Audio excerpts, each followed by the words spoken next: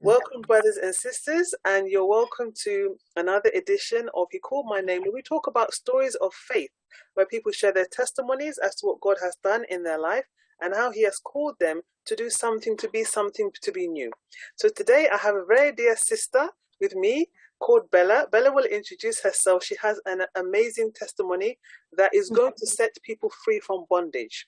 Her story is a story that is amazing, and God has brought her to a place this very month where we're going to be celebrating her marriage, and that in itself is amazing testimony.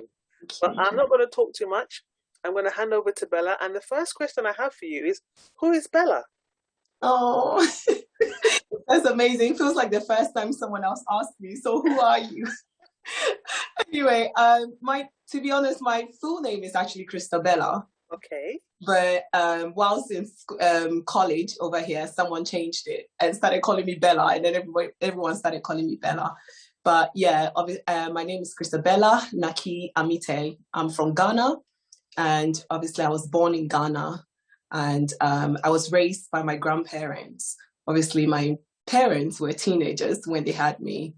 Okay. So for a lot of reasons that I'm not too sure about, but obviously being a mom myself has obviously given me that experience to understand being a teenager in Ghana and having a child. I can't even imagine what my mom went through. So obviously she left me with my grandma. So I was raised in an extended family home, a very happy home. Okay. Very, very happy with my grandmom, my granddad, my aunties. I had 3 aunties and my uncle. My dad then, I can't really remember when my dad was around, yes, but my dad was in England, and obviously I was in Ghana with his family. So your parents were young. Can I ask you, how young were they when they had you? My mom said she was 18. Right. And your dad? And I think my dad was either 19 or maybe 18 as well. Okay. Because, yeah, they were quite young when I saw the pictures. Wow. So, yeah. And you stayed with your dad's mother? Yes, I stayed with my dad's mom and the dad.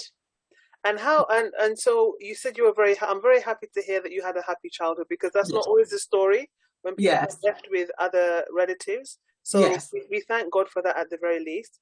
So moving on in terms of your life and story. So you grew with your grandparents. How old were you when you stopped living with them? So according to my grandma, I lived with her from the age of 6 months as a baby. Wow. So I was with them, and I moved to England at the age of 14. Wow. Okay. Yes, so I moved to Surrey, and I lived with my stepmom, who is English, and my dad. Okay. And we lived in Kingston, actually. I remember moving here. We lived in Richmond Road. Okay. Yeah, so I think by 15, then obviously I was getting ready to go to school. Yes. But I didn't get into school then. Mm-hmm. So I went straight to college because I was working with my dad. Right. So I went to college, and Kingston College. And that's where I think I had most of my teenage years, right, where so much happened. Okay. Yeah. So let's go back a step, because this is about people's journeys to God. Can you tell me when you first became aware of God? Yeah, I think from childhood. My grandma was a Presbyterian. Okay. So I used to go to a Presbyterian church right next to the house. Okay. And it was a case where if you didn't go, my grandma was not happy. And obviously I couldn't say no to my grandma. Yes. And I loved the Bible stories. I love the Bible stories. And they used to give us this tiny little booklets, like papers with the Moses story, the Joseph story. And also my cousin as well used to come with me, my little cousin. Well, now he's not, he's the same age as me. Yeah. But I remember that childhood where we used to go to church together. We used to come back home until he moved as well, Josiah. Okay. He moved obviously to Holland. Right. But I had Jehovah's Witnesses as well, who used to come to study with me when I was a young child. So I was about maybe around Dream's age, about 9 or 10. Right. They used to knock at the door and everyone used to run away. So I was the only person that enjoyed doing the book of Bible stories. Yes. I don't know if you, yes. So they used to study that with me. So yes, I did have that upbringing, a Christian upbringing. Okay, so you knew who God was. Yes. Did you have a personal relationship with Jesus? I don't think so. Okay, all right then. Yeah. This is I raise that point because I always say when I'm preaching that as soon as a child comes to understanding, you are supposed to lead them to Christ. You're not supposed to wait for them to decide for themselves, just like you don't wait for them to decide what school they go to. It's the most important relationship that they have. And I always encourage parents, once your child is of age and understands 5, 6, 7, they understand the concept of Jesus, they know who he is, you lead them in a short prayer. Please, would you like Jesus to be your friend forever? Would you like him to come into your heart? You lead them in a sinner's prayer, and then you've actually sealed them into the kingdom. So whatever happens thereafter, their radar will always be a radar that is pinpointed to Christ. Yes. Go astray, they may go away, but you can't wait for the world to infect them. And these days, the world infects them quite early. You must do it quite early. So your grandparents did well by giving you that foundation. But I encourage parents that it's every parent's responsibility when you have a child, once they reach the age of understanding, you lead them to Christ and begin to disciple them. And start with things like the 10 Commandments, which are quite simple, teaching them how to behave. When they do something wrong, this is the commandment you use, encouraging them to talk to Jesus, encouraging them to read a Bible, have a simple children's Bible. So it's just something for those who are watching to just be aware of that. There's nothing like too young, because the children these days, they're watching pornography, they're watching all sorts of things on the internet from the age of 6, 7, 8. And so they need to know Jesus before, so they have that understanding of what is right and wrong. So, but I'm happy that you had a happy childhood. Then you moved to England. Yes. You went to Kingston College. Yes. You went to Kingston College, and you said all sorts of things happened. I'm intrigued. So tell us. Yeah, I think one thing I'm thankful to my dad for is when I came, he took me straight to church. So he showed me where the Baptist church was. And then I went into the church. Obviously, it wasn't a young church. It was much more elderly church, which they were singing in hymns. And I enjoyed that. You know, I mean, I was always with my grandma.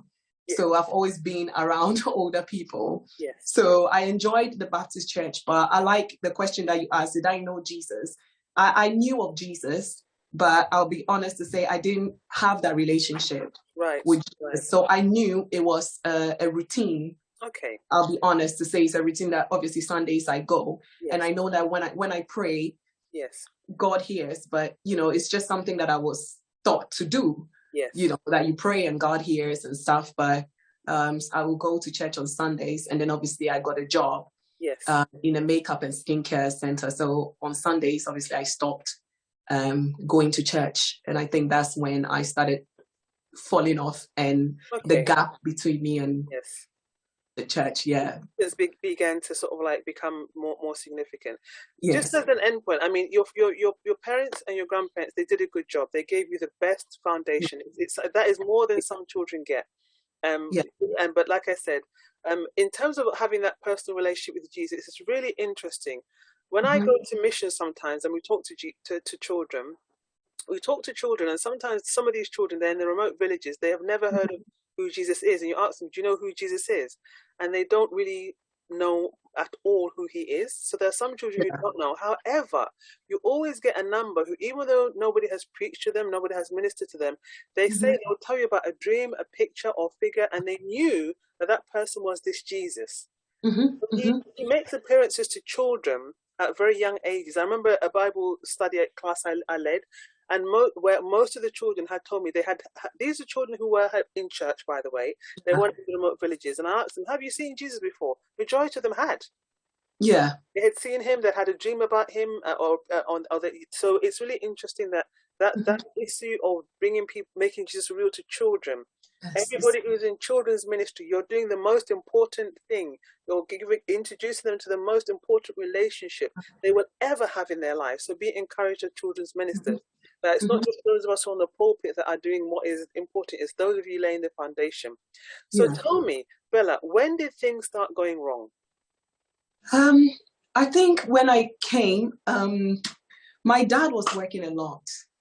And we hardly had him in the house with my stepmom. And at that time, now obviously I understand my stepmom also going through a lot. But I was too young to know some of the things he was dealing with. Obviously, marriage people have their own issues. Now that I'm, I'm grown now, I sort of understand a bit of the frustration, but then I didn't. So we didn't have, our relationship started breaking down. She was an amazing woman. She still is, but now I understand her more because marriage is not easy, which I've learned. Yes. So we didn't have a good relationship. And I think by 17, yes, I met somebody. Okay. My friend took me out to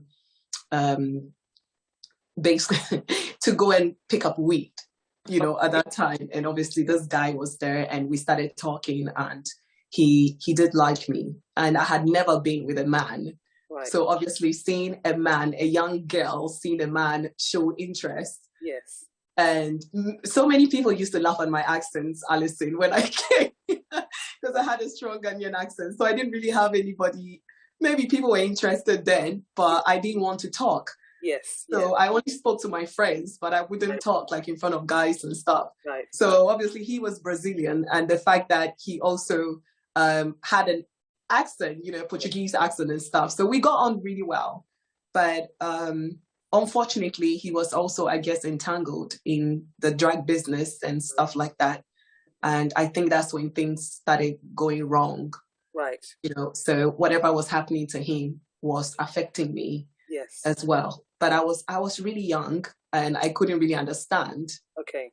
But he was later sent to prison and I visited him in prison 2 years. Wow. After that, my dad saw a letter from him. And that was the first time he actually sat me down to speak to me about life in England and which way I want to go, you know. And I was actually scared, but then I was proven not to be scared. When he was talking to me, I was like, oh, I don't care. You are not here. He's here all the time for me. And, you're a teenager. You just think your dad, your family are just talking. But yes.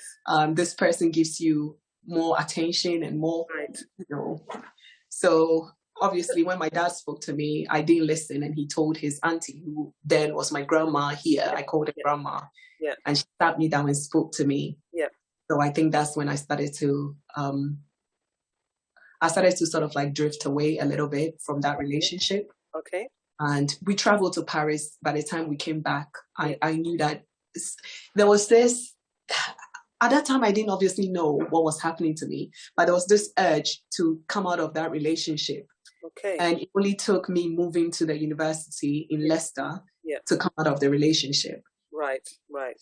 That was when I was freed, sort of. It's interesting because your father finally, you said that there was kind of like a feeling of he wasn't there, he was working a lot, which is very honorable. But in terms of having that relationship with you where he could sit you down and talk to you, he wasn't there. And no. I'm sure when you were in Ghana, you had an expectation that once I leave with my dad might be such and such. And then you came to England. And you completely different story, Alison. It was a shock.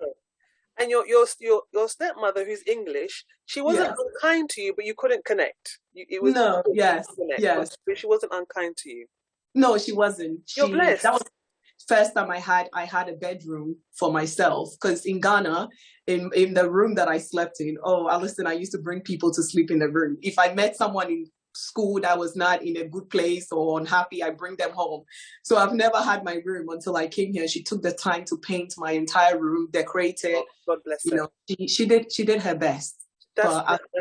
Never, You have a very, very healthy perspective, Bala, because, when we meet people and they often have challenging stories of parents who have disappointed them and let them down, you're in a healthy place when you're able to say, that person did what they could at the time. They did their best. And most cases, their best may fall short of what we expect, may fall short of what society expects, but it is normally the best they could do at the time. Yes. Normally. Yeah. That is the truth of the matter. And that helps us to do what God says in terms of forgiving them. And when Jesus was on the cross and he said, forgive them, Father, because they don't know what they're doing, it's a great gift of compassion that he was giving to the people that were punishing him. So the fact that you can say that is wonderful. So now I want to go into how relationships shaped you and how relationships with the opposite sex, how, from what you have shared with me previously, they were Yeah. not really working as they should. Tell me a bit about your relationships and how you've come to be where you were before you had Dream, and then what's happened since then. Yeah. I think I was with him for 5 years. Wow. And his family were really nice. His family, his mom and his stepdad was English as well. The mom was Brazilian, West Indian. And he had a sister. They were very, very nice to me. And at that time, obviously I felt like that's it. That's the end. This is the person that I'm going to be with. Yes. But I had some friends that um, I was very naive at that time and didn't know a lot what was going on. I knew he used to sell drugs and he had told me that he stopped. Right. But obviously, I didn't chase that. You're so naive, you're trusting. You don't even think about your future. You don't think about how that can be an effect. You're just in love. So whatever they are doing, you just want to, believe them, what they say to you. I wasn't searching around, making sure that he's not doing what he's doing. I wasn't that kind of a girlfriend.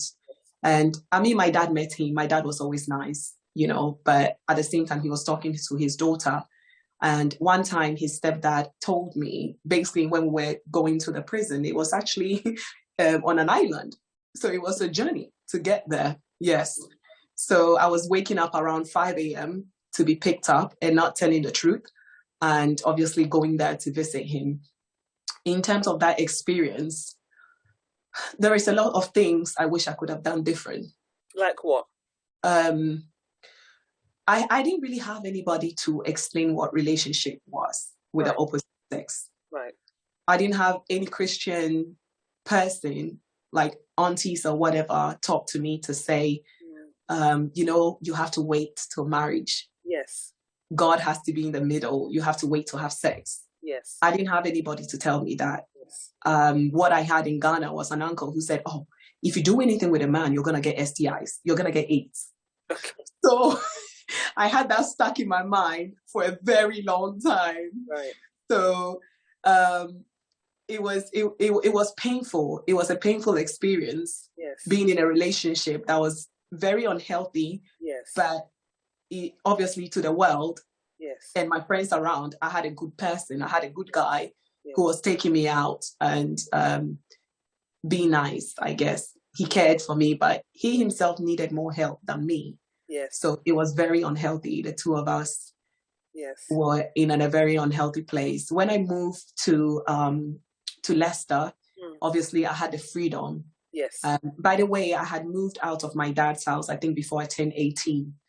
It was for some personal reasons in the house, and my dad thought it was best that obviously at 18 I can start on my own, which was very difficult as well because I used to come to an empty room. Yeah. And it was basically just me in a room. Yeah. Go to college and you come back and you're basically in a room by yourself, so you spend a lot of time with friends. I don't think my dad knows, but I had some issues with drinking. He probably noticed that I used to take some of his drinks. They were in the kitchen. And then I started drinking a lot to sleep. So I saw a counselor. Why couldn't you sleep? What were you anxious? Were you depressed? I think I wasn't sure what was happening. Maybe now, I'll probably say maybe I was depressed, but I didn't know because I was a very hyper person and always laughing and, cheerful. But I think I got scared, when I came home because the person that you were with, that you trusted, is in prison. Yeah. So you're basically on your own. I did go to my dad sometimes, but like I said, he was always working. My stepmom as well. She also worked. She worked in John Lewis. Yeah. I also worked in a place called Bento's, but just Sundays and Thursday late nights. Yes. And I remember Bento's. That was the posh store in Kingston. Yeah. I worked in their skincare. My friends used to come there to take perfumes and everything. It was one of the good shops, sample of perfumes, samples. I used to give them samples. But yeah, I think I was alone. But sometimes you don't know that you're alone because you're out there in a busy world and then you come back indoors and it's just you. You get up and you're doing the same routine again. And then, the drinking and the partying, and I had some friends. We started like a hosting event sort of called Stormlicious is so funny because a group of us, 5 girls, and we used to go clubbing. We used to get tables with loads of drinks. You meet guys, obviously, buy you those drinks in the hope of getting to know you. But I think because I still had void from my relationship, so I didn't really have a relationship after that was strong. It was, you get bored and you leave, the dating scene and things like that. So you didn't have any significant others. Can I ask you a question? Talk to those parents who have a teenage daughter and who's living in the house, and they can see maybe that things are going not so right, but they're not quite sure because teenagers are really good at hiding things. Yes. What do you advise your father to do and your stepmother to do if they have a teenage? What do you think they could have done differently? I think time. Time. Just being able to do, have some activities. Have something that we can go together. Okay. Plan a trip that we can go and we know that we have love somewhere. Yes. We don't need to seek these kind of trips from men who will take us to trips. Yes. You can, even if it's short trip to the cinema. Yeah. My dad did his best. He took me to for lunch sometimes to the Chinese. My stepmom did well. She would take me somewhere when her work people are going out. Yeah. But as a teenager, obviously you're withdrawing from your parents as well. It would be nice for them to make some effort to talk to them, little things. Yes. Sometimes a teenager is struggling because you have friends that peer pressure. Yes. It would be nice for parents to ask, hey, how is this your friend? Yes. You haven't spoken about your friend. Oh, I haven't seen you go out a lot. Oh, are you seeing someone? Yes. And then maybe we might be able to talk. Yes. Because there were so many things hidden. And I think it would be good if parents could ask questions. And you didn't have an avenue really to have the discussion. So for what you said, your father sat you down and told you finally, 2 years after you started the relationship, that's when he kind of like finally sat you down and tried to give you some understanding of life. So what I also take from what you're saying is time is important, giving them those avenues and open doors to approach you. But I think for girls and for boys, sitting them down to talk about the nature of relationships and God's design for relationships, and that I think for a lot of young ladies, just from ministry, from what I encounter, having the permission to say, I don't want to do that, and I don't want to do that because it's not right. Let them know you can say that. You can say, I'm not doing that. As opposed to them finding their way, because if I talk about the situation, because for girls, the guy has a feeling, he's very convincing, and all of a sudden she finds herself in a situation because he's convinced her. But if she has a backup argument to say, this is not something I want to do now, and I would like to experience sex when I'm married, because I believe that's God's design for marriage. If someone sits her down and tells her you can do that and that's the right thing, she has that as an option. As opposed to kind of finding a way, like a lot of us do. We find our way, and then we make mistakes, we make errors, we get hurt, and we get wounded, and then we get confused, and then finally after a while we learn about it.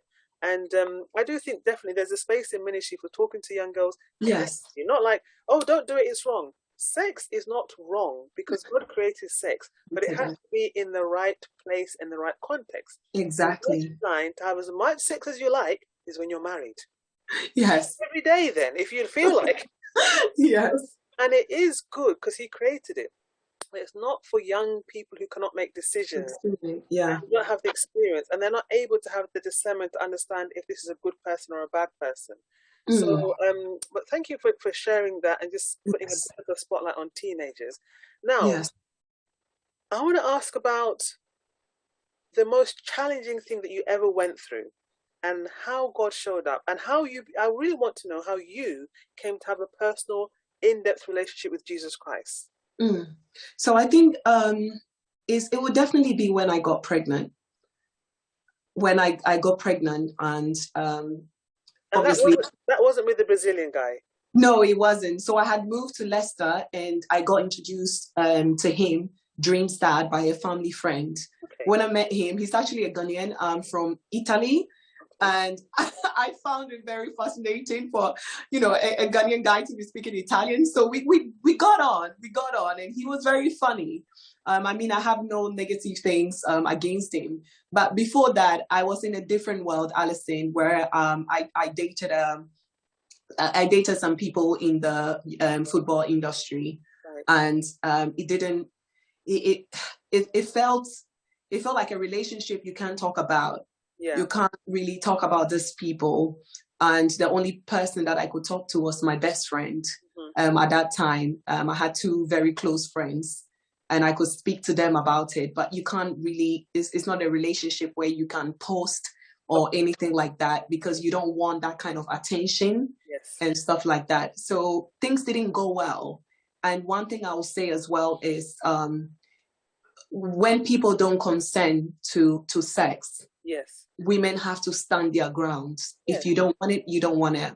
Because I think just because the person is your boyfriend or something, they shouldn't have to pressure you. Absolutely. To do anything you don't want to do, because your body is yours. Yes. Obviously, I was in that relationship where I felt like, oh, that's the only thing that defines a relationship. Sex is the only thing that defines a relationship. So even when it was so unhealthy, I still didn't know how to come out of it. You know, it took a lot for me to come out, because I knew I was very unhappy. And like I said, that same urge at that time was pulling me out of this relationship as well. It pulls me out, and then I go into another one, and then it pulls me out, and I didn't know what it was. So the last time I saw this person that I was dating in that industry, I came back, and at that time I've been already introduced to my daughter's dad. Right. So this is a part that I think a lot of women need to understand. When you come out of another relationship, you don't need to jump into another relationship. You need to find time for yourself. You need to heal. You don't need to be moving in and in. But like I said, I was alone at a certain point without even knowing that I was alone. You know, because I had the drinks, I had the parties and everything. So you never know that you were alone. So anyway, when I met him, we got back together. He called me, and I said it was more of, oh, hey, what are you doing? Do you want to spend time together? And like I said, nobody ever told me this sex is supposed to be had in marriage, you know, and you always think that this is the person that you're going to get married to. Because in my mind, I'm like, that's it. He's the one. I don't need to do anything, you know. And then obviously the day that I found that I was pregnant, he actually came to the house. And that was the first time I've ever been pregnant or even taken a test. Wow. So then I was holding the test and thinking, no, that's not possible. Because I had gone to the hospital because I was unwell. Yes. And that doctor said to me that I had a urine infection. So they gave me antibiotics, which I took. Yes. And then obviously after the antibiotics, no show for the period. So obviously that's when I got to find out that, you know, I was pregnant. And so you had no idea? Sorry? You had no idea? No, I had no idea. Okay. I had no idea. I mean, from the age of 14, I've always been on my own and I didn't ask questions. I was really private when it comes to my sex life and things like that. So obviously I got pregnant, and for him, he was very young. A lot of things happened around the pregnancy. So at that time, I felt very alone. So that's when I started speaking to God. I started speaking to God and went back to a Pentecost church that I had gone to. Things didn't go well in that church. I didn't have an argument or anything, but I had gone there before. But this time, I had gone there with a big stomach. And I didn't feel like I was, you know, the same welcome that I got. I didn't get that welcome again. How did they treat you? Well, I went, and a few of them obviously went past, like they didn't know me. And then somebody said, oh, I didn't know you were married. Oh, I didn't know you were married and stuff. Obviously, I didn't have no ring on. I never told anyone I was married. So I felt like that welcome was diminishing. It was going down. You know, I work for the church, and we have to remember when we deal with everybody who has made a mistake, the first thing is that everybody, even us so-called church-going sanctified ones, we are not sanctified. All of our righteousness is filthy rags. We all have issues and we all have challenges and we have all sinned. And it's a shame when we forget the grace that he extended towards us. And when somebody has made a mistake and is isolated and alone, we further isolate them. We further push them away. Because when you think about how Jesus treated the woman who was caught in the very act, he treated her so gently and kindly. He didn't condemn her. They wanted to stone her to death, but he protected her. Yeah. And Jesus was respectful to the woman at the well who had had 5 husbands. Mm. He didn't denigrate her. He didn't put her down. He just told her gently, told her Mm. who she was, without accusation, without aggression, and she got the inner conviction. And sometimes we forget how the gentle voice of bringing somebody close can Yeah. help them to pick themselves up. Because already, if you're in a situation where you're going to church and you are pregnant and you are not married, you already feel bad. You Yeah. already feel bad. And your feeling bad is obvious to everybody. Now, their own sins, which are hidden, no one Yes. sees. And so pointing the finger, it pushes people away from Christ. And we will be held accountable for that on that day. We're Mm. supposed to lift them that fall, because that's exactly what Jesus did. He went round to the sinners. The lady who broke the alabaster perfume, she couldn't even stand in front of him. She stood behind him crying, Yeah. weeping, because she knew what she had done. And Yeah. and he knew what she had done, and he didn't condemn her. And even when the Pharisee was looking at her and saying, "She's such a sinful woman, I wish Jesus knew who she was," he Mm. said, "Those who have been forgiven much love much." Yes. And I want to say that to people who feel they have been let down by the church. Jesus didn't do that. And as Christians, we are trying to become more Christ like. And that's why we crucify our flesh. So if you have somebody in your church who, in your eyes, has fallen or made a mistake, you're supposed to do what Jesus did as a Christian. And there's many examples of how he treated women who had made mistakes, which we all make. And he treated them all with compassion and respect. Yes. So I just want to just emphasize that what happened to you was an error. It Yeah. happens, but somebody was supposed to put their arms around you and take you in and help you to lift your head up again. Because God is not finished with you. God has not finished with you. And God doesn't finish with anybody once they repented. And I say to you as well, Bella, you kept your baby. Mm. You gave her away. Yeah. And so you're blessed. Thank you. That's one of the best decisions I ever made in my life. Best achievement. Yes.